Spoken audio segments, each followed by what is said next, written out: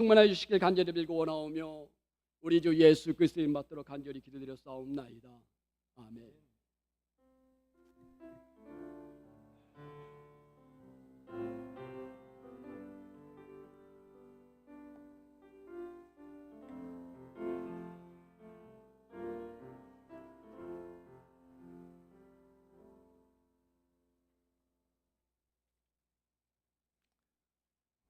교회 소식을 함께 나누도록 하겠습니다.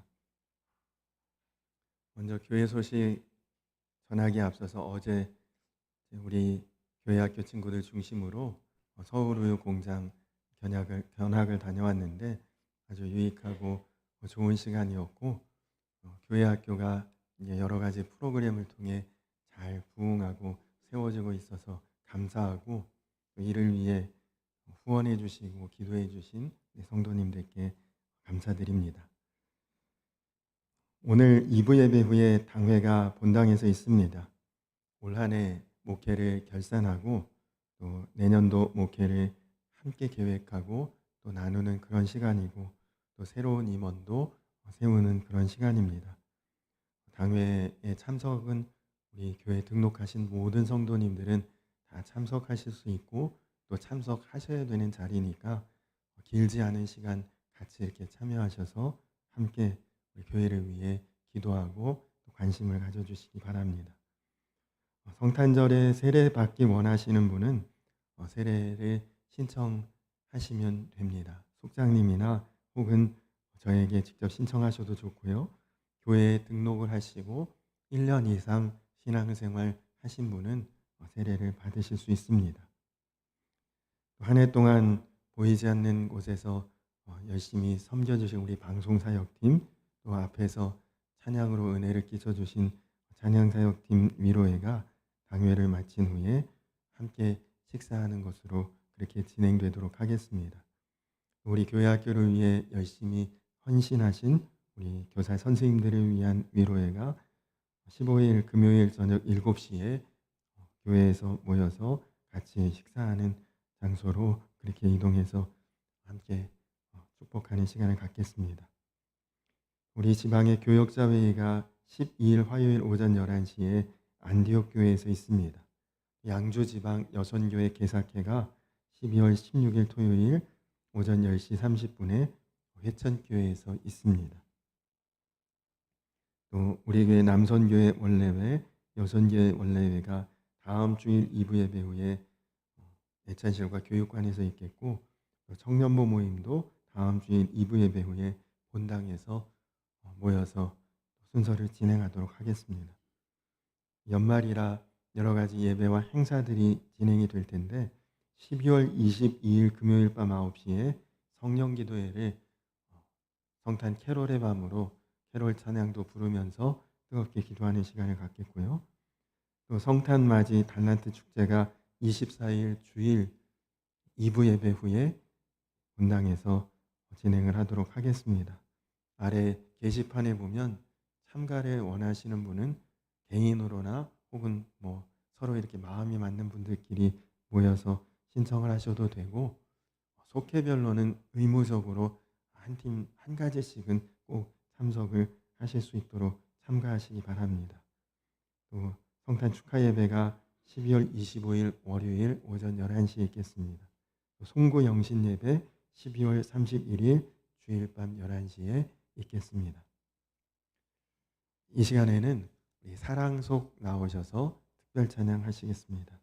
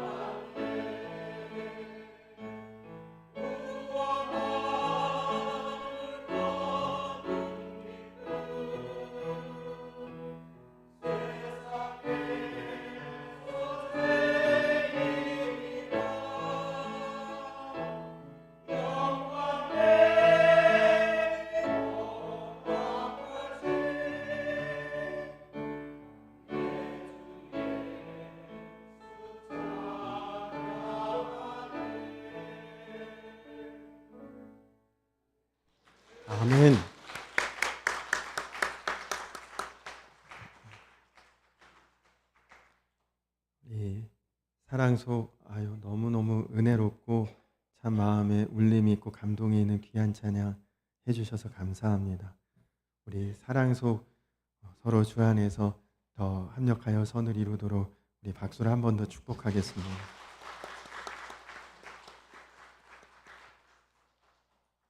우리 이 시간에 함께 은혜 나누실 하나님의 말씀 보도록 하겠습니다.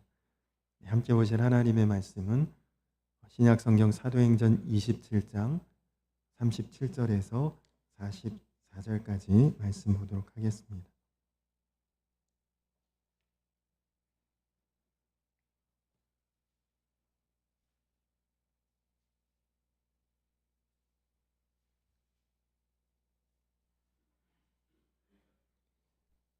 신약성경 사도행전 27장 37절에서 44절까지 말씀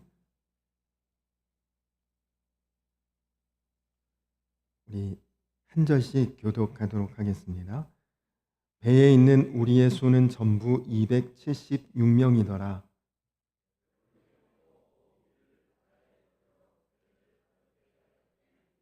날이 샘에 어느 땅인지 알지 못하나 경사진 해안으로 된 항만이 눈에 띄거늘 배를 거기에 들여다 댈 수 있는가 의논한 후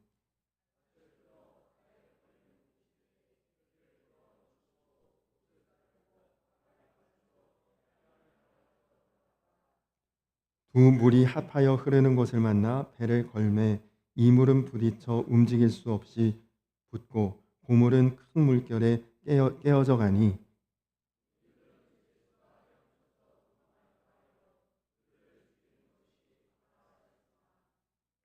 백부장이 바울을 구원하려 하여 그들의 뜻을 막고 헤엄칠 줄 아는 사람들을 명하여 물에 뛰어내려 먼저 육지에 나가게 하고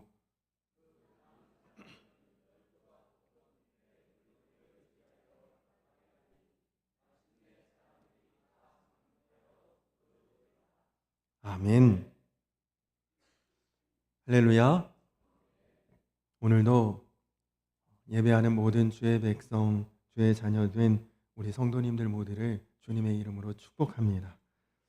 우리 주변에 계신 분들하고 한번 서로 축복하는 마음으로 인사하겠습니다. 주의 사랑으로 성도님을 사랑하고 축복합니다. 그렇게 한번 인사할까요?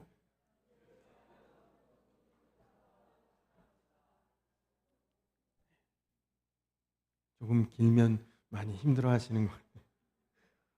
우리 한 번만 더 인사하겠습니다. 짧게 인사할게요. 주 안에서 우리는 한 몸입니다. 그렇게 한번 인사할까요?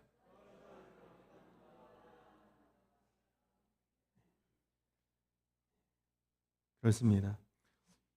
오늘 말씀은 2주 전쯤에 수요 예배 때 나누었던 말씀과 이어지는 그런 말씀입니다.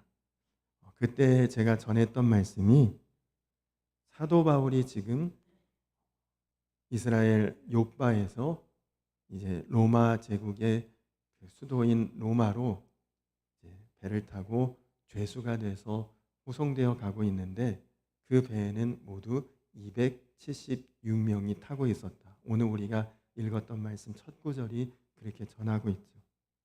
근데 이 276명이 배에 타고 있었는데 276명을 인간적인 가치, 평가, 판단으로 기준을 매겨서 1번부터 276번까지 매긴다면 아마도 사도 바울은 276번째였을 것이다. 죄수로 그 배에 탔으니까 사도 바울은 사람들이 볼 때는 눈여겨볼 필요도 없고 별로 이렇게 주목해볼 사람도 아닌 그냥 그 중에 가장 밑바닥에 이제 사람들이 바라볼 수밖에 없는 그런 사람이었을 것입니다. 그러나 제가 그때 그 설교를 준비하면서 말씀을 묵상하다가 제 마음에 와닿는 구절, 와닿는다기보다 강하게 부딪히는 구절이 오늘 말씀 우리가 읽었던 마지막 구절인 44절의 제일 마지막에 있는 말씀. 마침내 사람들이 다 상륙하여 구조되니라. 모든 사람이 한 사람도 다치거나 상하거나 죽지 않고 다 구원을 받았다. 그 말씀이 저에게 굉장히 강한 감동이 있었습니다.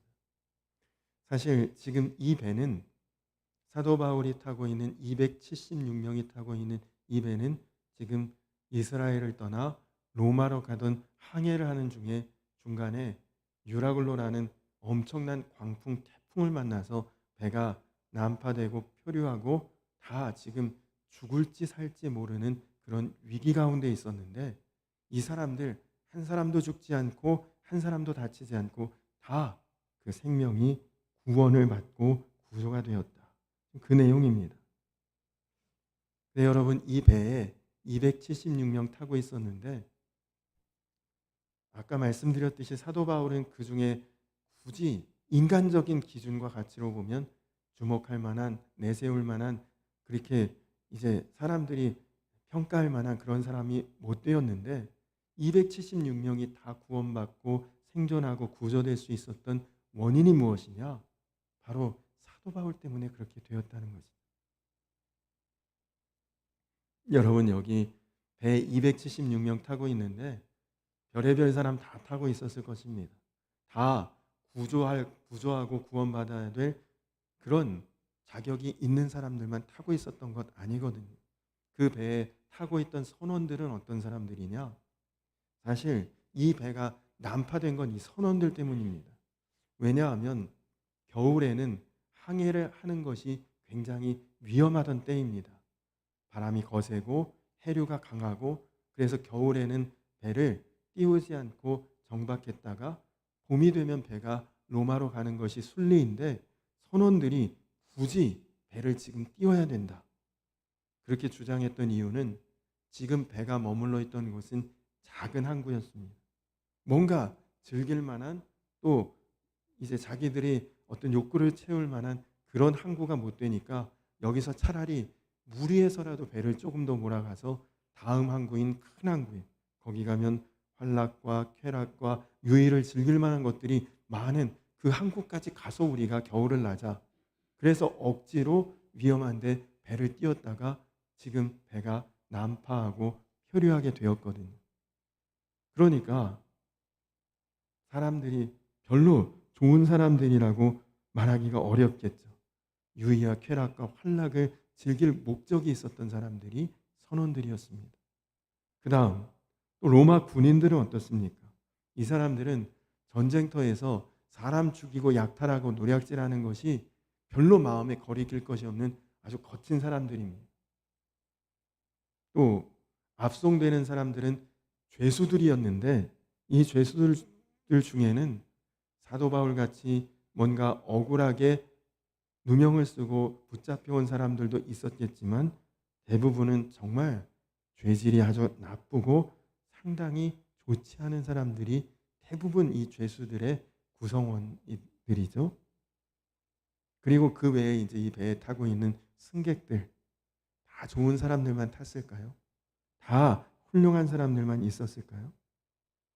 그러니까 사실 이 배에 타고 있는 사람은 구원받거나 구조될 자격이 없는 사람들도 꽤 있었다는 거죠. 그러나 그 사람들 중에 한 사람도 죽지 않고 한 사람도 망하지 않고 모든 사람들이 다 구원받았다. 이것이 오늘 이 이야기의 초점입니다. 이 배는 지금 표류 중이고 아무도 구원받을 만한 가능성이나 생존의 희망이 없고 그리고 다 이제는 죽었다고 생각했는데 그 배에 사도 바울 한 사람 때문에 이 사람들 다 살려주는 하나님의 기적이 일어났다는 것이죠. 자, 근데 이 배에 있는 모든 사람들이 다 살기까지 두 번의 위기가 있었습니다. 한 번은 오늘 우리가 읽은 말씀 앞에 보면 배가 이제 거의 바다 한가운데서 표류하다가 어느 정도 육지에 가까웠던 것을 사람들, 군인이나 죄수나 일반 사람들은 모르죠. 배에 대해서, 바다에 대해서. 그러나 선원들은 보니까 닻을 내리는데 점점 이 물의 깊이가 얕아져 가고 있다는 것을 알게 됩니다. 그러니까 이 선원들은 자기들끼리 모여서 무슨 이야기를 하느냐? 우리 구명정 내리고 우리끼리 탈출하자. 여기 붙어 있다가 다 죽을 수 있으니 우리만이라도 작은 배를 내려서 탈출하고 도망쳐서 살자. 선원들끼리 그런 모의를 했습니다. 그때 사도 바울이 저 사람들 그냥 가게 내버려두면 우리 다 죽을 수 있으니 저 사람들을 붙들어야 된다. 그래서 군인들이 그 사람들이 도망 못 치게 딱 막죠. 한 번의 위기가 있었고요. 또 한 번은 배가 점점 항구에 이제 가까이 가게 됐는데 가다가 중간에 물이 얕아지니까 배가 탁 걸려서 배가 부서지고 그리고 오도가도 못하게 됐는데 그때 군인들이 백부장에게 이야기하기를 죄수들 지금 죽이자. 저 사람들 여기서 항구 가까우니까 헤엄쳐서 도망치고 나중에 못 붙잡으면 우리한테 다 책임이 돌아올 것이니 차라리 어차피 죄수니까 배 안에서 다 죽여버리자. 그런 말을 합니다. 그때 백부장이 안 된다. 수영 잘하는 사람 지금 내려가서 헤엄쳐서 일단 무트로 육지로 가고 수영 못하는 사람은 배 안에 널빤지나 어떤 그런 기구들을 붙들고 해안까지 헤엄쳐 가라. 그래서 다 살리도록 그렇게 명령을 했다는 거죠. 그 두 번의 위기가 있었지만 그러나 그 고비를 잘 넘겨서 모든 사람들이 한 사람도 죽지 않고 다 구원을 받게 되었다. 오늘 이 말씀을 우리에게 지금 이 본문이 전해주고 있습니다. 여러분 여기서 하나님께서 오늘 우리에게 주시는 아주 중요한 메시지가 있는데요. 사실 우리도 다 공동체 생활을 하고 있습니다. 작게는 가정이라는 공동체가 있고 조금 크게는 우리가 이 교회 공동체에 속해 있고 또 넓게는 우리 지역 서구리 아니면 무슨 여러 우리 동네마다 명칭이 있지 않습니까? 그렇게 그런 지역에 속해 있고 더 크게 보면 이 나라와 민족에 우리가 속한 공동체에 속해 있는데 오늘 주님께서는 이 사건을 통해서 우리가 공동체를 향해 어떤 마음을 가져야 되는가 또 서로를 어떻게 대해야 되는가 이것을 우리에게 가르쳐주고 있습니다.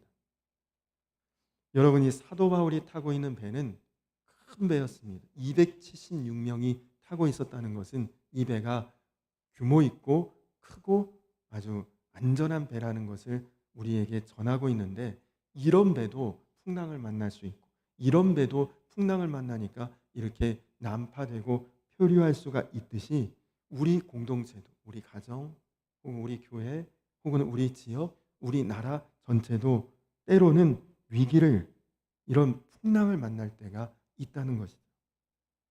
이럴 때 대부분의 사람들은 어떤 마음을 가지냐?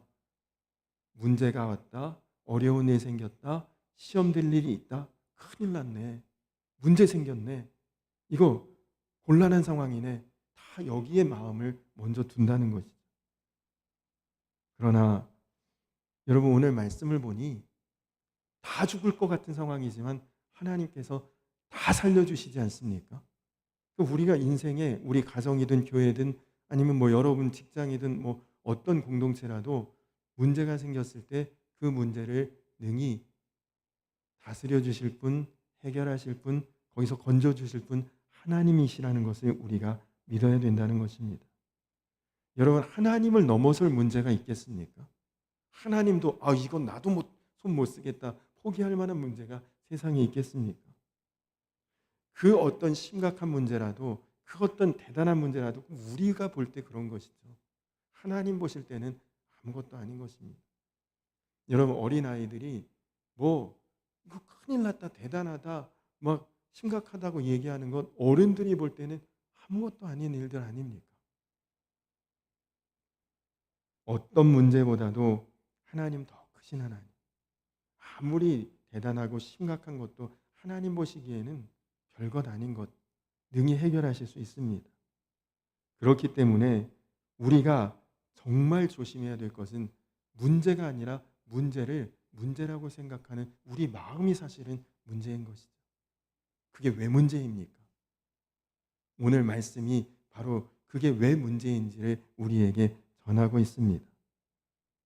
마귀가 악한 영이 이런 문제와 시험을 통해 우리 마음을 자꾸 약하게 만들고 악하게 만들거든요. 자, 지금 문제 생기니까 첫 번째로 벌어지는 현상이 뭡니까? 나만 살자. 이기적인 마음이 벌써 탁 생기는 거예요. 나라도 살아야지. 선원들, 야, 여기 붙어 있다가 다 죽는데 우리라도 일단 살고 보자. 그 마음 가지고 먼저 작은 배로 탈출하려는 마음 다 갖고 있죠. 여러분, 이게 무서운 마음입니다. 우리 교회 혹은 나라 아니면 우리 가정에서도 문제 있고 어려움 생길 때 일단 나부터 살고 보자. 이 마음 가지면 다 어려워지는 것입니다. 여러분, 이 풍랑을 만났을 때 하나님의 계획은 배는 파손되고 손상되지만 너희들 중에는 아무도 다치거나 죽지 않고 다 구원받으리라 하나님의 계획인데, 그런데 이거 큰일 났네. 보니까 살기는 글렀네. 그럼 우리라도 살아야지. 이런 이기적인 마음, 나만 생각하는 마음이 공동체를 위태롭고 어렵게 만들었다는 것이죠. 두 번째는 어떤 마음이냐? 서로를 판단하고 정죄하는 마음입니다. 로마 군인들이 어떤 마음 가졌습니까? 저 사람들 어차피 죄인이잖아. 죄수잖아. 어차피 가면 죽을 사람들인데 여기서 그냥 우리가 먼저 죽여버리자. 그 사람들에게는 죄수들 목숨은 목숨도 아닙니다. 사나 죽으나 마찬가지야. 있으나 없으나 마찬가지야. 가만 놔뒀다 도망치면 우리만 괜히 어떤 처벌받을 수도 있으니 아예 죽이자. 근데 여러분, 어려운 일 생기면 대부분 다 이런 마음 갖는다니까요. 누구 때문에 이런 일 벌어졌네. 누구 때문에 이런 일 생겼네. 마음이 강팍해져요. 서로 판단하고 너 왜 이래? 배척하는 마음이 벌써 딱 생깁니다. 저 사람만 없었더라면 괜찮았을 텐데. 여러분, 이것이 악한 영의 역사입니다. 어떤 문제가 있어도 어떤 상황이 발생해도 하나님 그거 다 덮어주시고 해결해 주시고 능히 넘어서게 하시는데 우리 마음에는 그 하나님을 보지 못하고 벌써 이 문제 때문에 이기적인 마음 생기고 서로 판단하고 그렇게 정죄하는 마음이 생긴다는 것이죠. 그래서 이 영적인 문제의 핵심은 우리가 분열되느냐 하나 되느냐 여기에 있습니다. 마귀는 우리를 어떤 일이 있어도 나누어지게 만들고 분열시키고 갈등하고 반목하게 만들려는 그런 성질로 우리를 계속 혼란하게 만듭니다. 서로 판단하고 서로 죽이고자 하고, 그러나 하나님께서는 성령을 통해 우리를 하나됨으로 자꾸만 만들어 가시는 거예요. 어떤 일이 있어도 같이 있고 하나 되고 한 몸 되고 붙어 있고, 그래야 이 배에 276명 다 살 수 있다. 이것을 우리에게 보여주신 것이죠. 그래서 에베소서 4장 3절에 평안에 매는 줄로 성령이 하나 되게 하신 것을 힘써 지키라. 그렇게 말씀하신 것입니다. 여러분, 가정의 문제, 교회의 문제, 혹은 더 크게 보면 나라와 민족의 문제도 똑같습니다. 여러분이 어떤 어려운 일이 벌어졌을 때 한번 잘 주의 깊게 보십시오. 어떤 일이 벌어지는가? 거기 꼭 영적인 역사가 일어납니다. 자기만 살겠다는 사람 꼭 나타나요. 그리고 누구 때문에 그랬다 판단하고 정죄하는 그런 사람들이 꼭 있어요. 그때 여러분이 주님의 마음으로 정말 우리 다 살게 하실 것이다. 누가 잘하고 못하고 옳고 그르고 상관없이 우리를 하나 되게 하시고 다 건져주시는 하나님의 역사가 있을 것이다. 그렇게 믿고 나아가면 신기하게도 하나님께서 우리를 다 살게 하시고 다 지켜주시는 그런 역사가 일어나고, 그것을 보면 사람들이 정말 교회가 교회구나. 하나님 살아계시구나. 저 교회 어렵다는데 힘들다는데 저렇게 하나 돼서 저렇게 이겨내는구나. 하나님의 영광을 드러내시는 것이죠. 그래서 요한복음 13장 35절에 보면 너희가 서로 사랑하면 이로써 모든 사람이 너희가 내 제자인 줄 알리라. 하나님이 교회를 통해 성도를 통해 그것을 사람들에게 드러내고 싶으신 것입니다. 과거 한때에 우리 감리교단에 어려웠던 적이 있습니다. 자유주의 신학사상 이런 것 때문에 신학교에서 잘못된 그런 신학의 학문을 가르치고 그리고 신학생들이 문란해진다, 영적으로. 그래서 감리교회가 굉장히 어려웠었고 심지어는 감리교 이단이라는 말을 들었었던 때가 있고 그래서 그때 감리교회를 나간 그런 교단에서 탈퇴한 교회들도 꽤 있었습니다. 근데 그때 이제 저는 신학생이었고 그런 모습을 보면서 굉장히 이 교단에 제가 신학생이라는 것이 스스로 실망스럽더라고요. 아유, 교단이 어수선하고 어지럽고 분란 일어나고 참 안타까운 마음이 들었었는데 야, 감리교회 소망 없구나. 그런 마음 들 때 하나님께서 저를 꾸짖으셨습니다. 너도 책임이 있다는 거예요. 저는 태어날 때부터 감리교인이었거든요. 어려서부터 감리교회에서 자랐고 이럴 때 교단을 위해 기도하지 않고 문제 있네 그러면서 똑같이 교단에 대해 실망하고 차라리 탈퇴하는 게 낫지 않나. 하나님 앞에 꾸지람을 당하고 마음을 바꿨습니다. 열심히 기도하고 교단을 위해 헌신해야겠구나. 근데 지금 보니까 그때 감리교단을 나갔던 교회나 목사님들은 참 많이 후회하시는 것을 봐요. 어떻든지 이 안에서 우리가 한몸 되고 하나 된 마음으로 교단을 지키고 교회를 지켜야 되는 것 아니겠습니까? 여러분, 교회가 완벽하지 않죠? 교회가 욕을 먹을 때도 있습니다. 손가락질 당할 때도 있고 잘못할 때도 있지만 그러나 예수님은 교회를 사랑하십니다. 왜냐하면 교회가 그리스도의 몸이고 그리고 교회가 주님께서 이 땅에 친히 세우신 주님의 공동체이기 때문입니다. 그래서 교회가 혹 실수하고 잘못하고 그리고 하나님 앞에 합당치 못하게 행한 것으로 하나님이 징계하실 수는 있지만 교회를 버리시지는 않습니다. 안타깝게도 점점 세월이 지나면서 교회가 조금 세상에서 혹은 사람들에게서 비난당하거나 좋지 않은 평가를 듣는 일들이 자주자주 생깁니다. 그런 모습을 볼 때마다 어떤 사람들은 한국교회에서 예수님 떠나셨다 이런 이야기를 하는 분들도 있으세요. 근데 그런 말이 교회를 정신 차리게 하고 경종을 울리게 하는 그런 충격은 되겠지만 그건 무서운 말입니다. 사실이 아니거든요. 교회가 잘못했다고 실수했다고 어떻게 주님께서 교회를 떠나시겠습니까? 여러분 혹시 여러분 자녀 중에 누가 잘못했다 그리고 어디서 누군가에게 손가락질 받고 욕먹을 짓 하고 다닌다. 그럼 누가 그 자녀에게 가서 야, 네 부모가 너 버렸어? 이렇게 얘기하면 그거 박수 칠 일입니까? 부모 입장에서 보면 속상할 일이고 가슴을 칠 일이죠. 아무리 자녀가 잘못했다고 어느 부모가 내 자녀 버리고 떠나겠습니까? 하나님이 교회가 잘못하고 혹은 실수하고 혹은 하나님의 마음에 합당치 않을 때 하나님이 징계하실 수도 있죠, 교회를. 여러분 그때 우리가 왜 나 잘못하지도 않았는데 왜 내가 벌 받아야 됩니까? 왜 내가 잘못한 사람들하고 괜히 같이 묶여서 왜 나까지 벌하십니까?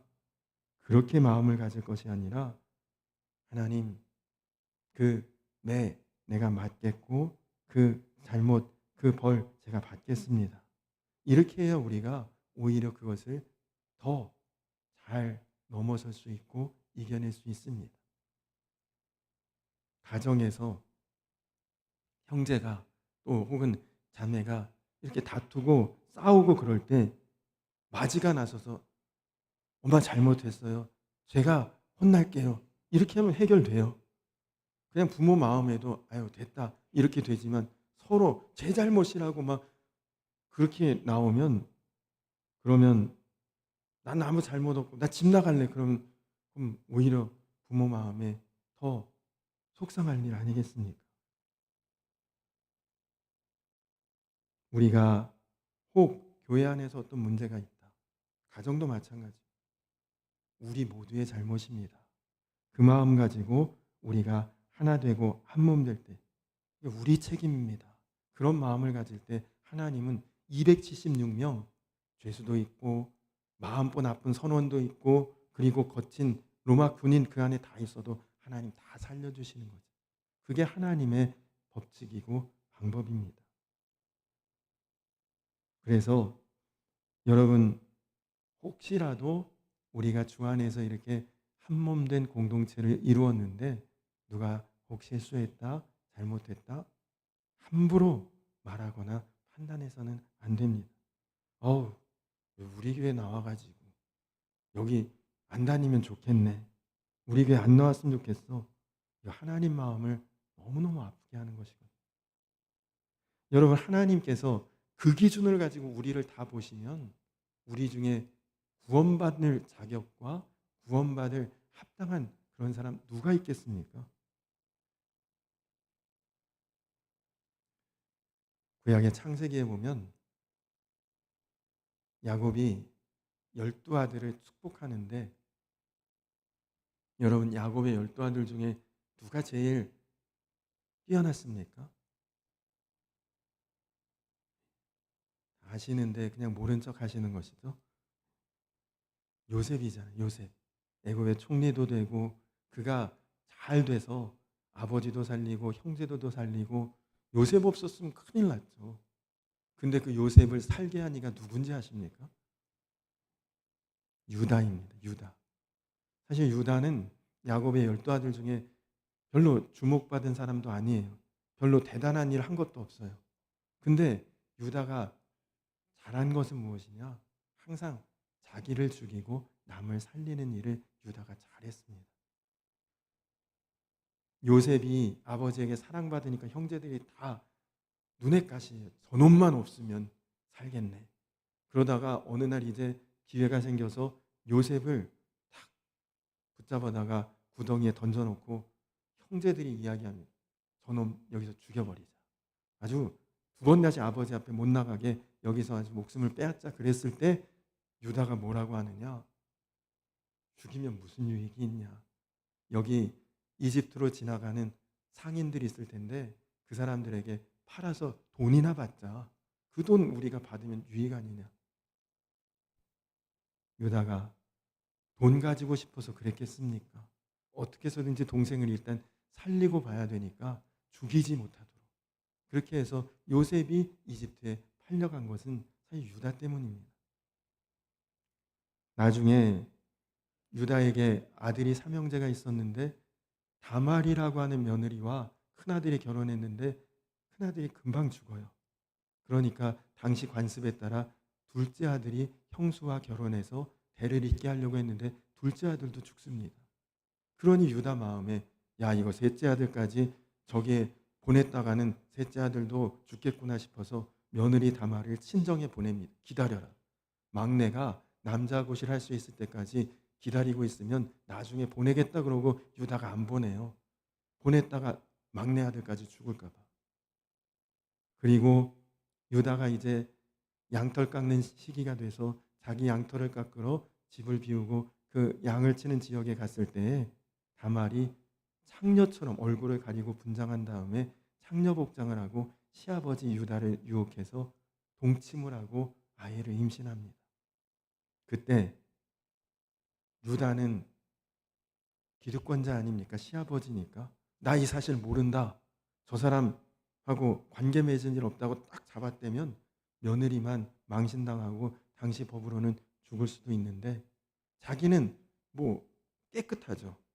그냥 사람들에게 위신과 체면 그냥 내세울 수 있지만 그때 유다가 뭐라고 하느냐. 저 아이 내 아이 맞다. 다말은 아무 잘못 없다. 내가 실수해서 그런 것이다. 딱 그렇게 나서서 자기가 그냥 망신당하고 체면 깎이는 걸 감수합니다. 그리고 마지막에 기근이 생겨서 이 아들들, 이 야곱의 일가가 전부 이제 애굽에 가서 쌀을 구하러 갔는데 그때 이제 요셉이 총리였죠. 베냐민과 아버지 야곱을 만나고 싶은 마음에 베냐민의 보따리에 금잔을 숨겨둡니다. 그리고 너 이거 왜 훔쳤냐고 누명 씌워서 베냐민을 붙잡아 두려고 했더니 그때 나선 사람이 유다입니다. 이 아이 집에 못 가면 아버지 죽습니다. 차라리 내가 여기 포로로 잡혀 있고 이 아이는 아버지께 보내주십시오라고 대신 감옥에 갇히겠다고 나선 사람이 그때도 유다였거든요. 공동체를 살리려고 자기를 희생하고 다른 사람을 위해서 자기가 죽어지는 그 마음이 유다에게 있었기에 유다가 제일 큰 복을 받습니다. 나중에 민수기에 보면 이스라엘이 가나안 땅에 들어가서 전쟁하는데 맨날 제일 앞장서서 싸우는 지파가 유다 지파입니다. 요즘처럼 뒤에서 뭐 폭탄 던지고 로켓 쏘고 그런 전쟁이 아니라 몸과 몸이 부딪히는 그런 전쟁에서는 맨 앞에 서면 항상 죽을 위험이 제일 높고 피해가 제일 많이 볼 수 있는데도 근데 민수기에 보면 인구 계수하는데 제일 인구가 많은 지파가 항상 유다 지파예요.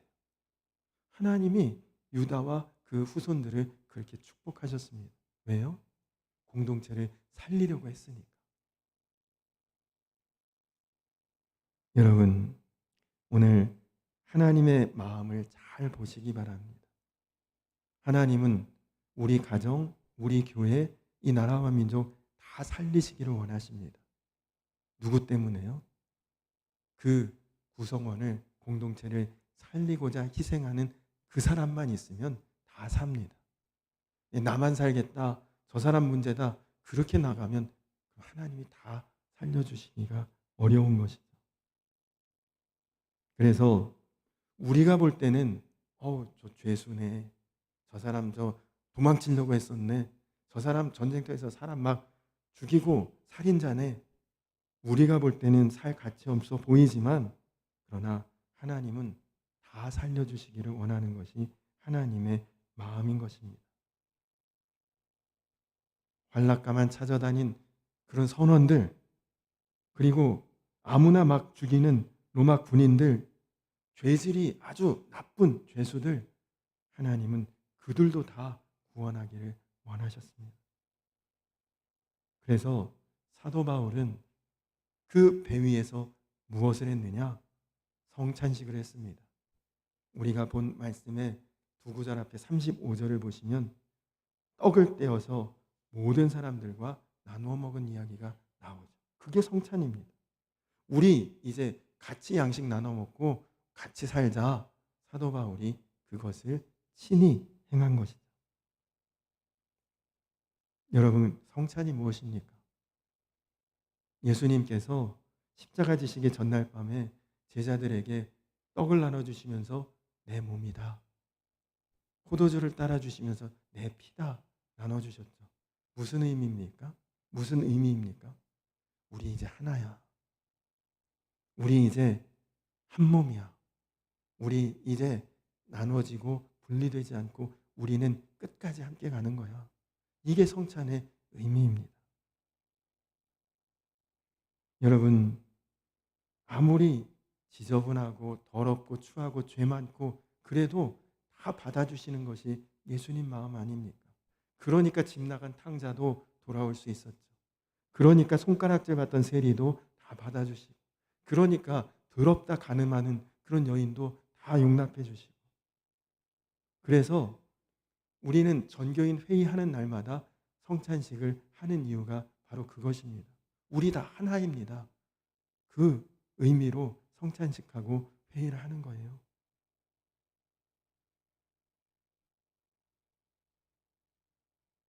저도 과거에는 별로 좋은 사람, 뭐 지금도 그렇지만 별로 좋은 사람이 아니었습니다.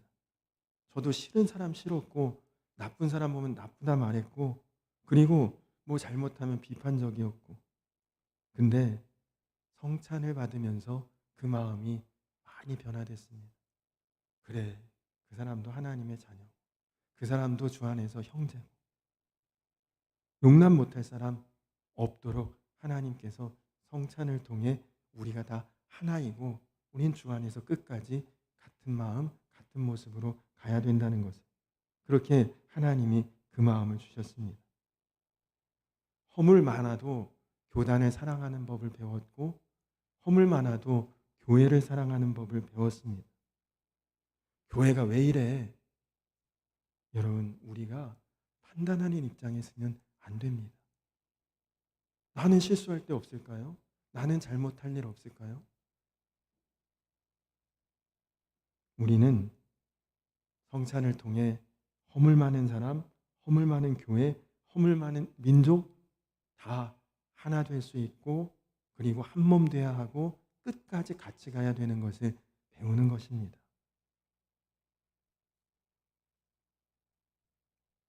얼마 전에 한 인터넷에서 한 글을 읽었습니다. 어떤 캐나다 교육청에 공무하는 한인 그리스도인이 쓴 글이에요. 그분이 쓴 글을 보면 이렇습니다. 밴쿠버 시내에 초등학교가 있는데 그 초등학교에 다니는 한국인 학생들끼리 싸움이 일어났대요.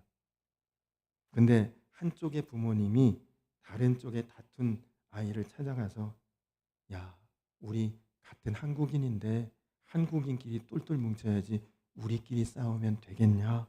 그렇게 타일렀다고 합니다. 여러분 이거 잘한 일이죠. 싸웠는데 먼저 가서 화해하고 먼저 가서 용서 구하고 그렇게 해서 마음이 풀렸으면 잘한 일인데 근데 학교 측에서 이거 문제 있다고 그 먼저 찾아가서 용서를 구한 부모를 불러다가 징계를 했대요. 그 아이에게. 왜 징계를 했느냐? 당신들 왜 한국인끼리라고 그런 말 하느냐? 당신들 캐나다에 와서 캐나다 시민권 받았고 지금 캐나다 국적이면 캐나다 사람 아니냐? 이 학교에는 한국인, 중국인, 일본인, 기타 다른 나라에서 온 많은 사람들이 다 같이 생활하는데 우리가 우리끼리라는 말을 써서 되겠냐? 우리는 다 캐나다 사람, 캐나다 국적, 캐나다인이 이제는 되어야 되는 것이다. 그렇게 해서 징계를 받았다는 글을 보았습니다. 제가 그거를 보면서 우리가 애국심은 귀한 것이지만 자칫 이것이 배타성이 될 수도 있겠구나. 우리도 그렇잖아요. 여기서 외국인 근로자 노동자들 보면 에이 우리나라 사람 아니네 이런 마음 가지면 그거 안 좋은 것 아닙니까? 특히 예수님 믿는 그리스도인들은 더더욱 그래서는 안 되는 것이죠. 우리나라에 복음을 전했던 감리교 선교사님인 하디 선교사님 캐나다 분이셨습니다. 우리나라에만 복음 전하고 잘 지내면 됐지. 그 마음이 있었으면 여기에 어떻게 복음이 전해졌겠어요. 제가 일본 단기 선교를 갔을 때에 일본인 교회에서 예배를 드리는데 그때 이제 거기 제가 섬기던 교회 비롯해서 여러 한국인 교회들이 가서 그 예배에 참석했는데 그 교회 목사님 이또 마사노부라고 하는 목사님이 설교 중에 갑자기 딱 무릎을 꿇으셨어요. 그러면서 제가 자격은 없지만 오늘 일본을 대표해서 한국인과 한국교회에 사죄합니다. 그러시더라고요. 그래서 뭐 과거에 우리나라가 일본을 통해 받은 그런 수모 때문에 이분이 이러시나 보다 생각했는데 그런 다음에 그 목사님이 하신 말에 아주 가슴이 무너졌습니다. 그 목사님 하시는 말씀이 그러나 우리는 일본인도 아니고 한국인도 아니고 그리스도인 되어야 되지 않겠습니까? 그렇게 말씀하시더라고요. 그렇죠. 우리가 복음 안에서, 예수 안에서 우리는 다 한 몸이 되고 하나가 되면 하나님 우리 다 구원해 주십니다. 다 건져 주시고 다 살려 주십니다. 여러분, 오늘 우리 교회 끝까지 한 몸 돼서 가야 하고, 우리 가정 끝까지 하나 돼서 가야 하고, 내가 혹은 나만 살려고 하지 않았는지, 저 사람 이렇다 어떻다 정죄하지 않았는지, 여러분 그렇다면 오늘 그 마음 다 이제는 바꾸시고 변화되시고, 하나님 바울 한 사람 때문에 군인도 선원도 죄수도 다 살려주신 것처럼, 여러분 이제 우리가 일 잘하는 사람도 귀하죠. 뭔가 똑부러지게 잘하는 사람, 능력 있는 사람 귀하죠. 책임감 있는 사람 중요하죠. 그러나 거기서 우리는 한 걸음 더 나아가서 다 하나 되게 하는 그 마음이 가장 중요한 것입니다. 여러분이 있어서 우리 가정 화목하게 하나 될 수 있다. 여러분 때문에 우리 지역이 하나 될 수 있다. 여러분 때문에 우리 교회가 하나 될 수 있다. 그게 가장 귀한 마음인 줄로 믿습니다. 오늘 당회가 있는데, 제가 당회를 통해서도 항상 말씀드리고 싶은 것은, 인간이기에 부족한 것도 있고 실수한 것도 있고 혹은 잘못한 것도 덜어는 있을 수 있겠지만, 우리가 주 안에서 판단하고 정죄하지 말고 같은 마음 한 몸됨으로 우리가 함께 끝까지 갈 수 있고, 그리고 주 안에서 다 같이 구원받을 수 있는 그런 주의 자녀들 되시기를 주님의 이름으로 간절히 축원합니다. 우리 다 자리에서 일어서서 우리 보좌 앞에 모였네, 우리 같이 이 찬양하시면서 준비하신 예물 봉헌하시고 함께 기도하신 후에 예배를 마치고 바로 이 자리에서 당회를 갖도록 하겠습니다.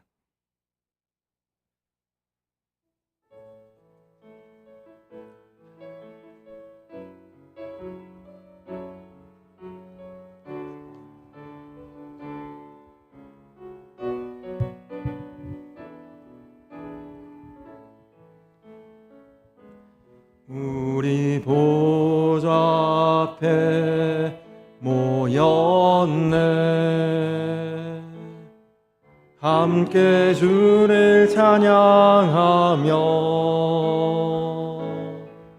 하나님의 사랑 그 아들 주셨네.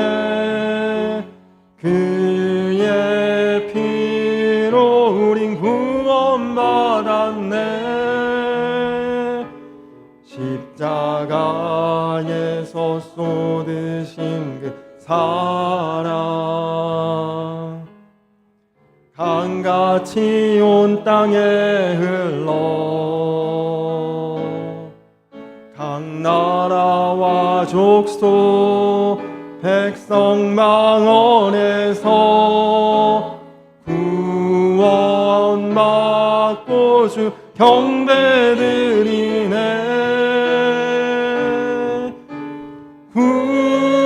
구원하심이 보좌에 앉으신 우리 하나님과 어린 양께 있도다. 구원하심이 보좌에 앉으신 우리 하나님과 어린 양께 있도. 구원하심이 보좌에 앉으신 구원하심이 보좌에 앉으신 우리 하나님과 어린 양께 있도다. 구원하심이 보좌에 앉으신 우리 하나님과 어린 양께 있도다. 우리 이 시간 나같이 기도하겠습니다.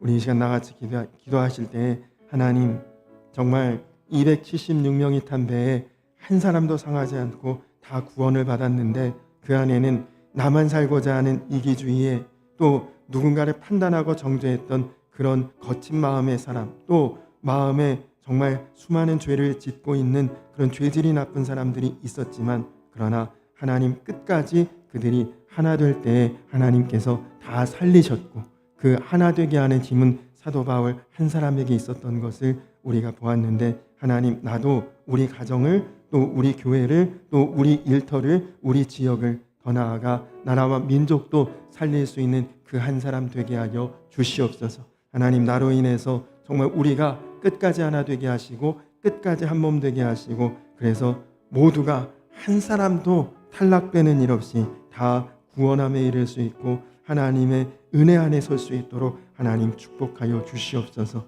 또 당회를 위해서도 이 시간 기도해 주시기 바랍니다. 우리 나같이 주여 한번 부르고 기도하겠습니다. 주여! 좋으신 아버지 하나님, 그렇습니다. 하나님, 우리는 주 안에서 하나이고 한 몸이고 이제는 한 배에 있는 것과 같습니다. 하나님, 276명이 탄 배에 하나님 다 자격 있는 사람들 아니었지만 부족하고 허물 많고 그리고 정말 질이 좋지 않은 그런 사람들도 그 안에 있었지만, 하나님, 그러나 아무도 이탈하지 않고 하나 되었을 때에 모두가 구조되고 구원받았습니다. 하나님, 그렇습니다. 우리도 교회 안에서 벗어나지 않게 하여 주시옵소서. 신앙 안에서, 복음 안에서 벗어나지 않게 하시고 우리가 한 몸 되고 그리고 같이 하나 되어 끝까지 갈 수 있는 하나님, 우리 교회가 되고 우리 가정이 되고, 하나님, 또 내가 어느 곳에 있든지 그 사명과 역할 감당하는 사도 바울 같은 자가 되게 하셔서 하나님, 모두가 구원받고 모두가 하나님 앞에 설 수 있고 모두가 하나님의 영광과 은혜를 누릴 수 있도록, 하나님, 문제보다 크신 하나님, 어떤 상황에서도 우리를 구원하실 하나님 바라보며 믿음 안에서 함께 승리하는 모든 성도들 되게 하여 주시옵소서.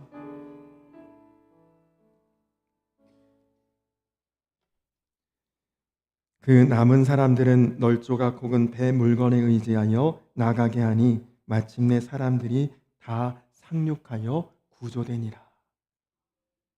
그렇습니다. 주님, 한 사람도 버려지는 사람 없이 다 구원받았습니다. 그들이 끝까지 하나 되었기 때문입니다. 그리고 그것에 사도 바울이 먼저 헌신하고 자신을 희생하고 섬겼기에 가능한 일이었는데, 하나님, 우리 가정, 우리 교회, 내가 속한 어느 공동체든지 하나님 다 낙오 없이 구원함의 은혜와 복을 받을 수 있도록 주여 함께하여 주시옵소서.